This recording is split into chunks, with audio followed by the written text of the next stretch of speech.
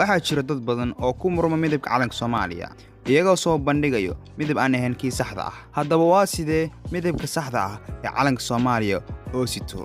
Magacaygu waa Cabbaas Mustaf, halkanina waa Rumaan Media. Ku soo dhawaada daawadayaal muuqaalkeena maanta.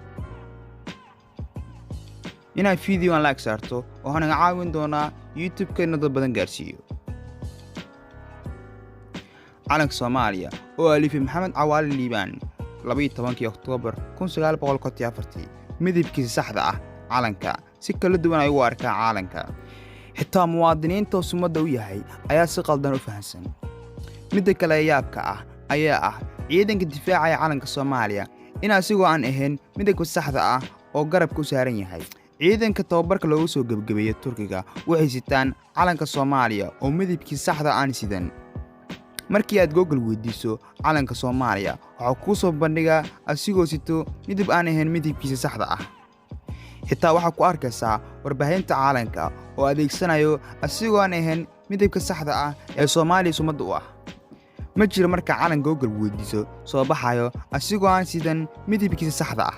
laga yaabay inuu ku soo bandhigo marxaladaha iyo waxyararka uu soo maray calankaas. burburkii kadib siyaabo kala duwan ayaa loo soo daaway calanka loona sameeyay. waxay dadku noqdeen kuwa iibsado maradii buluug ah.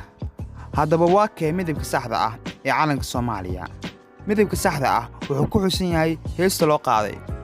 ma aha midabkiisa buluug rasiin ah balse waa mid cirka oo kale.